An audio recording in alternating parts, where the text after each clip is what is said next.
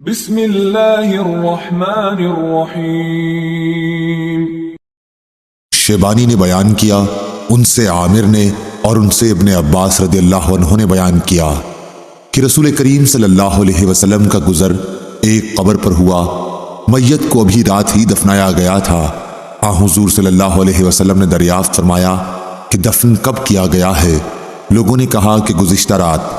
آپ صلی اللہ علیہ وسلم نے فرمایا کہ مجھے کیوں نہیں اطلاع کرائی؟ لوگوں نے عرض کیا کہ اندھیری رات میں دفن کیا گیا، اس لیے ہم نے آپ کو جگانا مناسب نہ سمجھا۔ پھر آپ صلی اللہ علیہ وسلم کھڑے ہو گئے اور ہم نے آپ کے پیچھے صفیں بنا لی۔ ابن عباس رضی اللہ عنہ نے بیان کیا کہ میں بھی انہی میں تھا، نابالغ تھا لیکن نماز جنازہ میں شرکت کی۔ صحیح بخاری حدیث نمبر 1321۔ شعبی نے بیان کیا کہ مجھے اس صحابی نے خبر دی جو نبی کریم صلی اللہ علیہ وسلم کے ساتھ ایک الگ تھلگ قبر پر سے گزرا۔ وہ کہتا تھا کہ آپ صلی اللہ علیہ وسلم نے ہماری امامت کی اور ہم نے آپ کے پیچھے صفیں بنا لی۔ ہم نے پوچھا کہ ابو عمرو یہ شعبی کی کنیت ہے، یہ آپ سے بیان کرنے والے کون صحابی ہیں؟ فرمایا کہ عبداللہ بن عباس رضی اللہ عنہ۔ صحیح بخاری حدیث نمبر 1322۔ جریر بن حازم نے بیان کیا، کہا کہ میں نے نافع سے سنا، آپ نے بیان کیا کہ ابن عمر رضی اللہ عنہ نے بیان کیا کہ ابو ہریرہ رضی اللہ عنہ نے بیان کیا کہ جو دفن تک جنازے کے ساتھ رہے اسے ایک قرات کا ثواب ملے گا۔ ابن عمر رضی اللہ عنہ نے فرمایا کہ ابو ہریرہ احادیث بہت زیادہ بیان کرتے ہیں۔ صحیح بخاری حدیث نمبر 1323۔ پھر ابو ہریرہ رضی اللہ عنہ کی حضرت عائشہ رضی اللہ عنہا نے بھی تصدیق کی اور فرمایا کہ میں نے رسول اللہ صلی اللہ علیہ وسلم سے یہ ارشاد خود سنا ہے۔ اس پر ابن عمر رضی اللہ عنہ نے کہا کہ پھر تو ہم نے بہت سے قیراتوں کا نقصان اٹھایا۔ سورہ زمر میں جو لفظ فرتت آیا ہے اس کے یہی معنی ہیں، میں نے ضائع کیا۔ سورہ زمر میں جو لفظ فرت آیا ہے اس کے یہی معنی ہیں، میں نے ضائع کیا۔ صحیح بخاری حدیث نمبر 1324۔ عبداللہ بن مسلمہ نے بیان کیا، کہا کہ میں نے ابن ابی ذئب کے سامنے یہ حدیث پڑھی۔ ان سے ابو سعید مقبری نے بیان کیا، ان سے ان کے باپ نے، انہوں نے ابو ہریرہ رضی اللہ عنہ سے پوچھا تو آپ نے فرمایا کہ میں نے نبی کریم صلی اللہ علیہ وسلم سے سنا تھا۔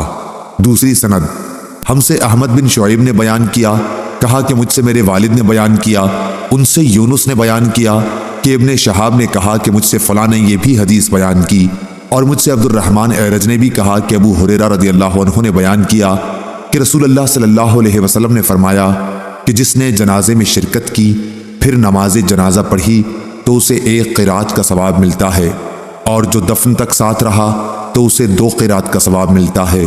پوچھا گیا کہ 2 قرات کتنے ہوں گے؟ فرمایا کہ 2 عظیم پہاڑوں کے برابر۔ صحیح بخاری حدیث نمبر 1325۔ ابو اسحاق شیبانی نے بیان کیا، ان سے عامر نے، ان سے ابن عباس رضی اللہ عنہ نے کہ رسول اللہ صلی اللہ علیہ وسلم ایک قبر پر تشریف لائے۔ صحابہ نے عرض کیا کہ اس میت کو گزشتہ رات میں دفن کیا گیا ہے، صاحب قبر مرد تھا یا عورت تھی؟ ابن عباس رضی اللہ عنہ نے کہا کہ پھر ہم نے آپ صلی اللہ علیہ وسلم کے پیچھے صف بندی کی اور آپ صلی اللہ علیہ وسلم نے نماز جنازہ پڑھائی۔ صحیح بخاری حدیث نمبر 1326۔ سعید بن مسیب اور ابو سلمہ نے بیان کیا اور ان دونوں حضرات سے ابو ہریرہ رضی اللہ عنہ نے روایت کیا کہ نبی کریم صلی اللہ علیہ وسلم نے حبشہ کے نجاشی کی وفات کی خبر دی اسی دن جس دن ان کا انتقال ہوا تھا۔ آپ نے فرمایا کہ اپنے بھائی کے لیے خدا سے مغفرت چاہو۔ صحیح بخاری حدیث نمبر 1327۔ اور ابن شہاب سے یوں بھی روایت ہے، انہوں نے کہا کہ مجھ سے سعید بن مسیب نے بیان کیا کہ ابو ہریرہ رضی اللہ عنہ نے فرمایا کہ نبی کریم صلی اللہ علیہ وسلم نے عیدگاہ میں صف بندی کرائی، پھر نماز جنازہ کی 4 تکبیریں کہیں۔ صحیح بخاری حدیث نمبر 1328۔ ابو زمرہ نے بیان کیا، انہوں نے کہا کہ ہم سے موسیٰ بن عقبہ نے بیان کیا، ان سے نافع نے اور ان سے عبداللہ بن عمر رضی اللہ عنہ نے کہ یہود نبی کریم صلی اللہ علیہ وسلم کے حضور میں اپنے ہم مذہب ایک مرد اور عورت کا جنہوں نے زنا کیا تھا مقدمہ لے کر آئے۔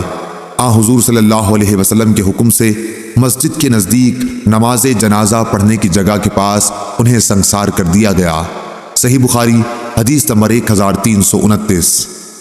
عبید اللہ بن موسیٰ نے بیان کیا ان سے شیبانی نے، ان سے ہلال و زان نے، ان سے عروہ نے اور ان سے عائشہ رضی اللہ عنہا نے کہ نبی کریم صلی اللہ علیہ وسلم نے اپنے مرض وفات میں فرمایا کہ یہود اور نصارہ پر اللہ کی لعنت ہو کہ انہوں نے اپنے انبیاء کی قبروں کو مساجد بنا لیا۔